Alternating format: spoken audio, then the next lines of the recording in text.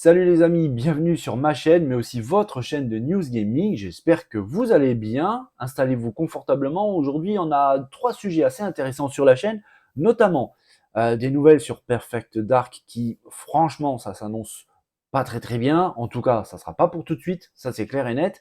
Les excuses du développeur Remedy concernant la sortie probable, exclusivement dématérialisée pour Alan Wake 2, et puis des nouvelles qui commencent à être un petit peu intéressantes au sujet de la future console du géant japonais Nintendo. Allez, on commence tout de suite l'épisode 85 des News Gaming les amis, c'est parti.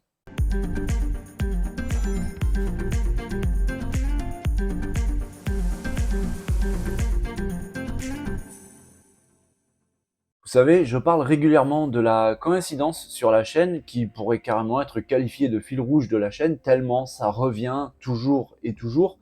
Bien là, c'est le cas, on va y revenir parce qu'il n'y a pas longtemps du tout, dans une précédente vidéo, j'avais abordé un sujet. Le sujet comme quoi l'année 2024 s'annonçait assez excellente, au moins de même acabit que cette année 2023 au niveau de la quantité de jeux qui vont arriver et aussi de la qualité. Visiblement, ça s'annonce vraiment prometteur.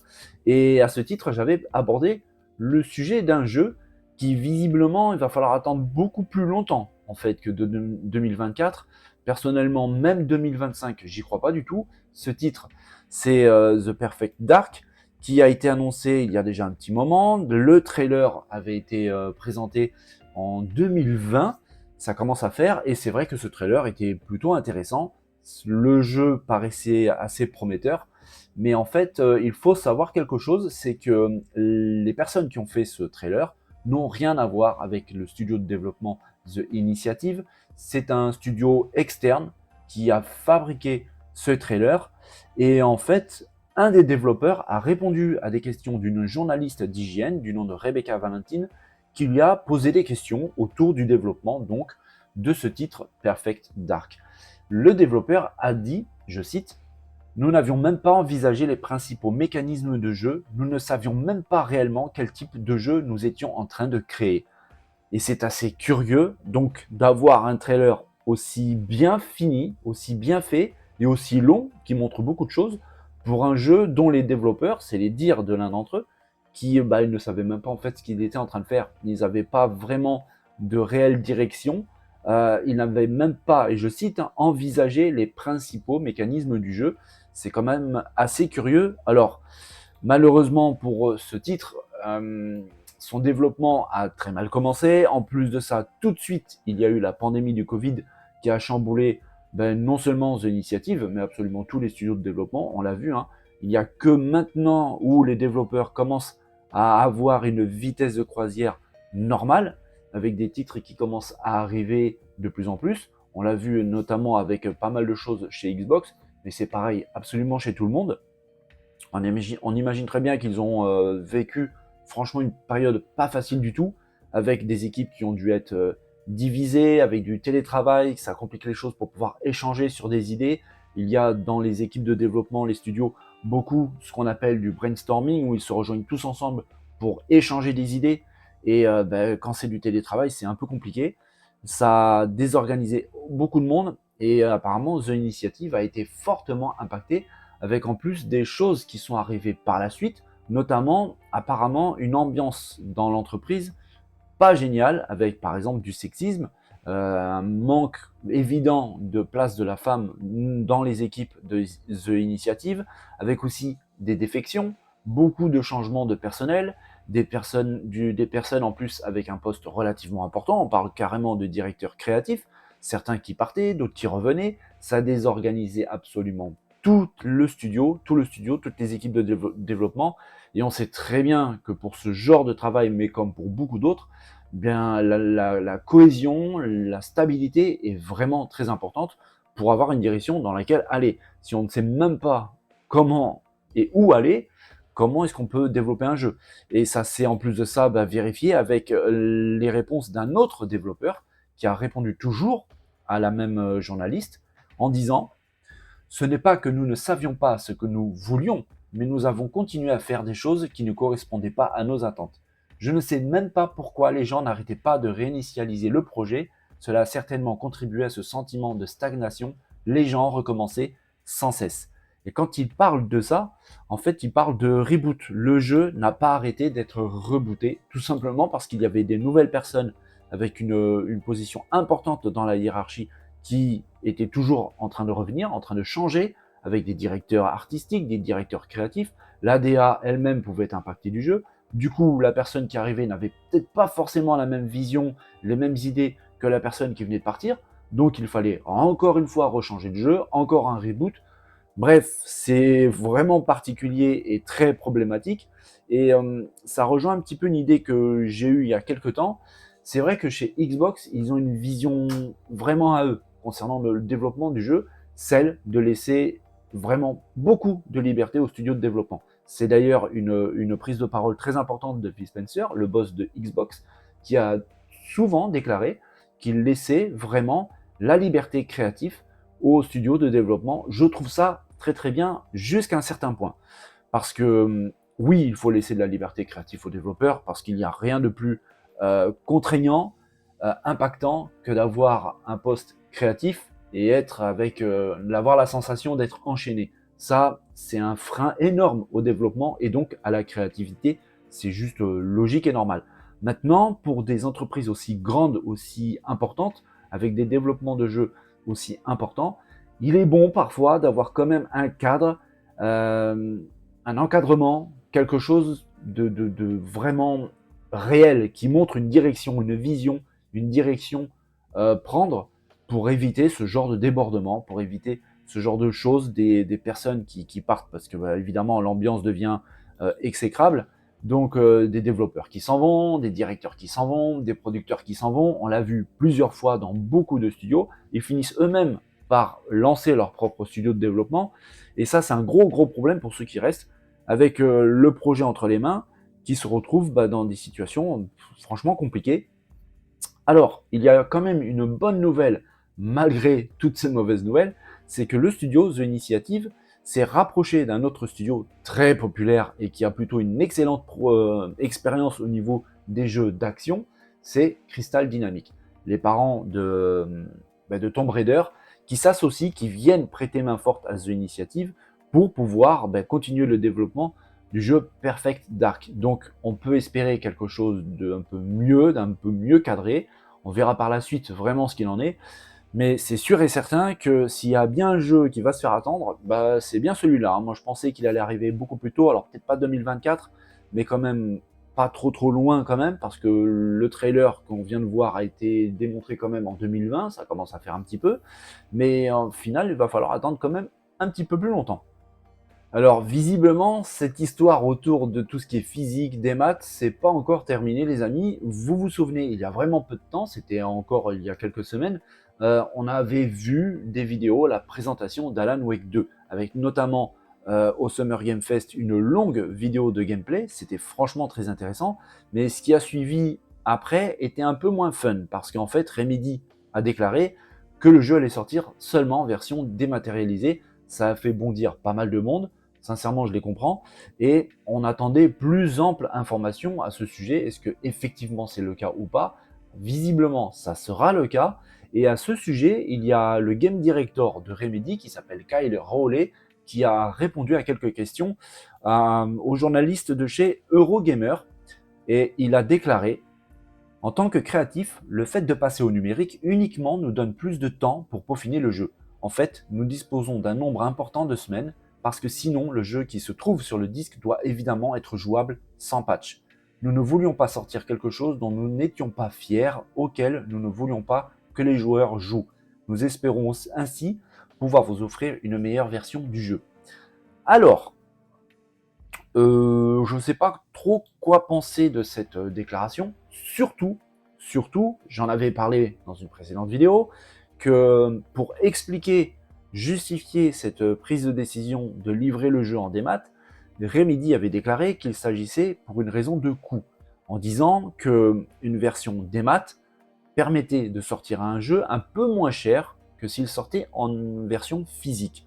Et à cette époque-là, j'avais dit attention de ne pas parler trop vite sur ce genre de choses, messieurs de chez Remedy, parce qu'il suffit d'aller faire un petit tour sur le Game Pass ou même le Nintendo Shop pour se rendre compte que beaucoup, voire même quasiment tous les jeux dématérialisés sont au même prix du physique, voire même des fois plus cher.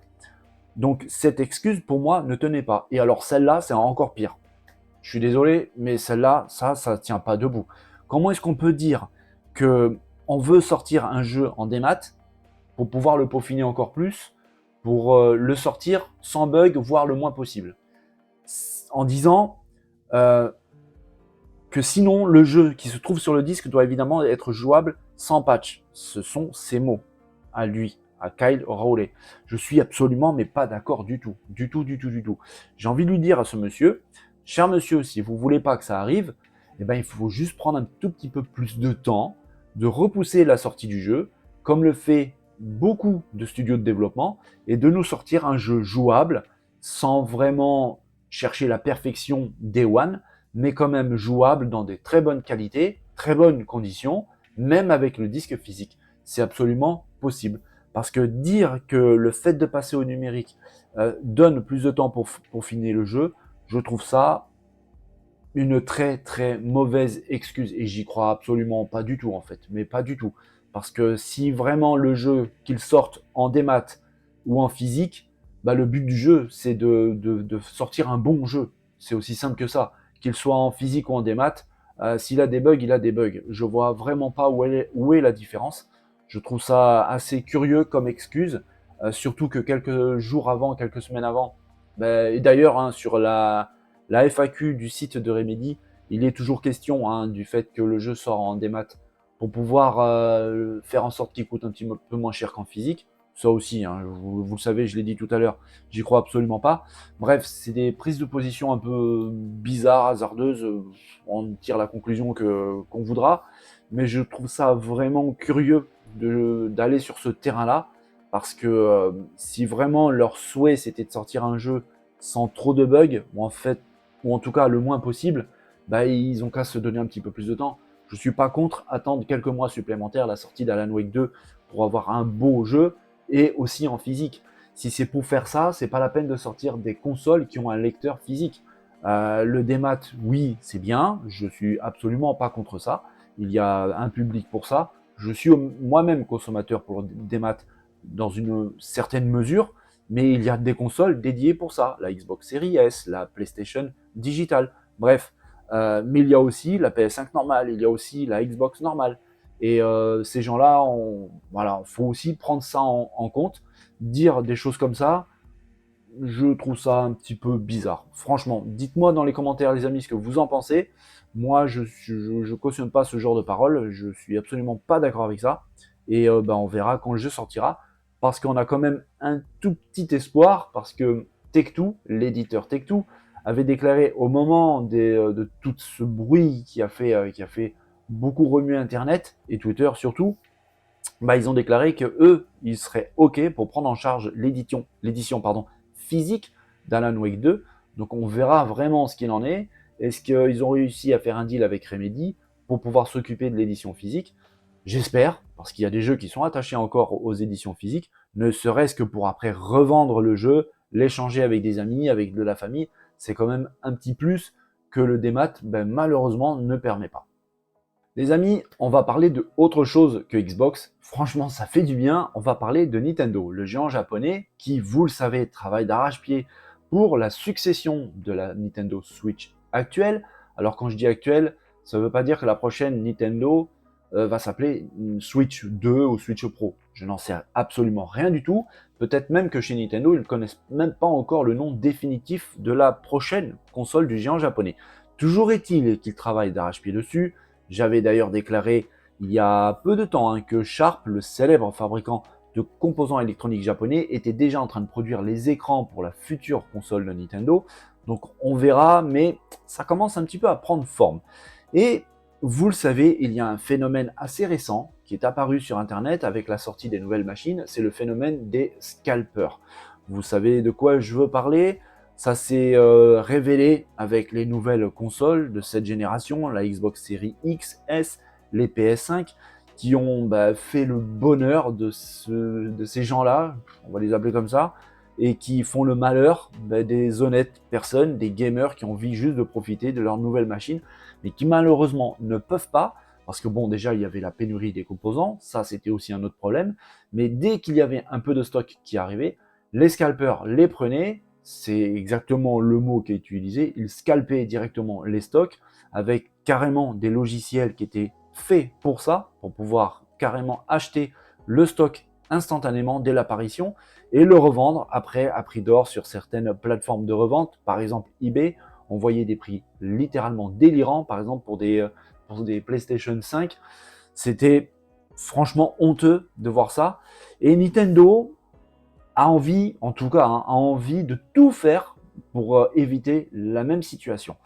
Et à ce titre, il y a eu très récemment dans les locaux de Nintendo une réunion avec les actionnaires pour pouvoir justement évoquer le futur de Nintendo et surtout la sortie de la prochaine console du géant japonais. Et sur ce sujet, le président de Nintendo, Shuntaro Furukawa, a déclaré: en ce qui concerne les mesures de revente lors du lancement de nouveaux matériels, nous reconnaissons que la chose la plus importante est d'abord de produire et d'expédier en nombre afin de répondre à la demande des clients. Nous examinerons ensuite s'il existe d'autres mesures possibles qui peuvent être prises. Alors, on voit ici très très bien la démarche que Nintendo veut adopter pour pouvoir éviter au maximum cette chose absolument néfaste des scalpers. C'est de produire le maximum possible de consoles sur, on peut l'imaginer, tous les territoires possibles. Et bon, Nintendo en est capable, ça c'est clair et net. Ils l'ont déjà fait par le passé. Donc je vois très bien Nintendo le rééditer la chose pour cette prochaine machine. D'autant plus qu'ils ont beaucoup de chance. La pénurie des composants est terminée, voire elle est très très proche de la fin. On le voit, les PS5, on les trouve facilement et en nombre. C'est pareil pour les consoles Xbox. Donc le gros de la pénurie des composants est derrière nous, surtout derrière eux. Et donc Nintendo va pouvoir bénéficier de cette amélioration au niveau de la production des composants pour pouvoir arriver au résultat qu'ils veulent, c'est-à-dire produire au maximum de consoles. Alors ça ne sera pas à perte parce qu'ils savent qu'ils vont vendre par palette et par jour, ça c'est sûr et certain. Donc ils ont en fait tout ce qu'il faut en main pour arriver à ce résultat-là. Et on peut le comprendre. S'ils produisent énormément de machines, des millions et des millions de consoles, en gros, hein, ils vont tout simplement submerger le marché. Il y aura des consoles très facilement trouvables sur tous les magasins, que ce soit Micromania, boulanger, tous, même les supermarchés. Et donc forcément, aller chercher sa machine chez un scalper, il n'y aura aucun intérêt. Donc évidemment, ces personnes-là n'auront aucun intérêt de acheter tous les stocks de futures consoles de Nintendo pour pouvoir les revendre à des prix complètement délirants, comme ça a été le cas à la période de la Xbox Series et de la PS5. Là, cette fois-ci, Nintendo va essayer de contrecarrer ça avec donc une production et une disponibilité massive de sa future machine. Donc, on verra vraiment s'ils vont réussir à tenir le pari. Personnellement, j'y crois, parce que comme j'ai dit, ils ont déjà fait ce genre de choses, ce sont des habitués. Et en plus de ça, finalement, la mauvaise période de pénurie de composants est terminée. Du coup, ils peuvent vraiment produire en masse. Mon petit doigt me dit d'ailleurs que ça a déjà commencé. On verra bientôt. Mais c'est vrai que plus le temps passe et plus on commence à entendre ou à voir des choses autour de la future machine. Là, c'est carrément une discussion donc entre les dirigeants même de Nintendo et les actionnaires pour pouvoir, je pense, aussi les rassurer parce que les actionnaires demandent aussi un petit peu la visibilité pour le futur de telle ou telle compagnie. Là, c'est au sujet de la prochaine sortie de la prochaine machine de chez Nintendo. Donc on commence à avoir des éléments assez intéressants. Et là, on peut savoir que ça sera le cas pour la Nintendo Switch, peut-être, 2 Pro, je ne sais pas, sera produite en masse. Autre chose intéressante autour de la console de Nintendo.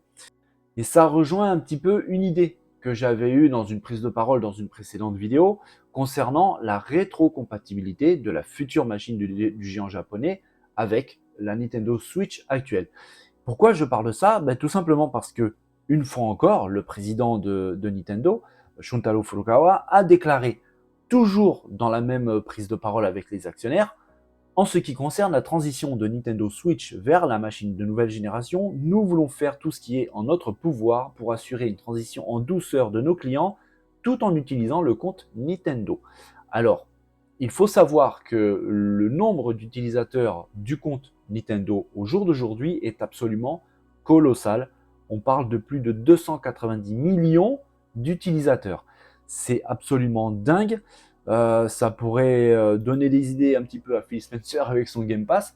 Mais c'est vrai que près de 300 millions d'utilisateurs pour le compte Nintendo, c'est complètement fou. Et c'est vrai, Nintendo a absolument raison de choyer un petit peu tout ça, de ne pas perdre tout ça et de faire une transition fluide, en douceur, comme il a déclaré, de la Switch actuelle vers la nouvelle machine. C'est tout à fait logique. Ça pourrait aussi laisser sous-entendre que la future console serait compatible, en tout cas rétro-compatible avec la machine actuelle pour pouvoir jouer aux jeux qui sont en ce moment sur la Switch actuelle sur la future machine. C'est tout à fait logique et je pense sincèrement avec 290 millions d'utilisateurs, ce ne serait pas du tout une mauvaise idée parce qu'on va pas se mentir, quand une console arrive sur le marché, elle n'est pas hyper dotée en termes de quantité de jeux. À chaque génération, c'est comme ça et franchement, c'est absolument normal.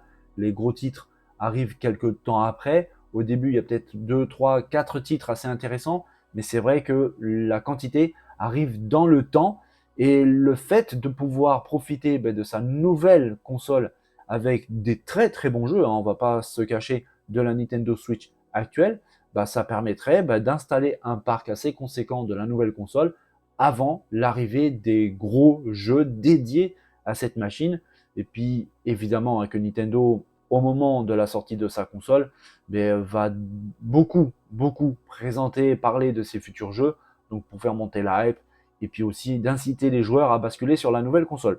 Donc c'est deux prises de parole assez intéressantes de la part du président de Nintendo qui montrent très très bien un petit peu où va l'entreprise, vers quoi ça se dirige, et ça donne aussi une bonne idée aux fans qui peuvent se retrouver quelque peu rassurés, surtout avec cette dernière déclaration concernant la transition fluide d'une machine vers l'autre.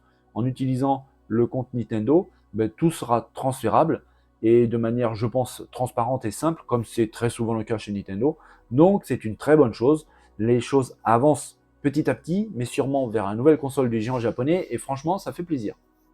Voilà les amis, on arrive très vite à la fin de cet épisode 85 des News Gaming qui était relativement intéressant. On a touché pas mal de sujets différents, des choses assez intéressantes. Si cette vidéo vous a plu, vous savez quoi faire. Et d'ailleurs, je vous remercie vraiment tous pour tous les likes, les partages. Et puis aussi, venir régulièrement dans la zone de commentaires, échanger avec vous, c'est toujours vraiment génial. Et à chaque fois, il y a des beaux échanges, vraiment, c'est constructif. C'est toujours super sympa. Et tous ceux qui sont sur cette vidéo mais qui n'ont pas encore rejoint l'aventure, n'hésitez pas à vous abonner, à venir faire un coucou. Vous êtes au bon endroit pour avoir des belles et bonnes news fraîches et de qualité sur notre passion commune, le jeu vidéo. Les amis, je vous souhaite à tous une belle et bonne journée. Portez-vous bien. N'oubliez pas de vous amuser, c'est super important. Je vous dis à très vite, dès demain, pour un nouvel épisode des News Gaming. Les amis, bonne journée. Bye bye.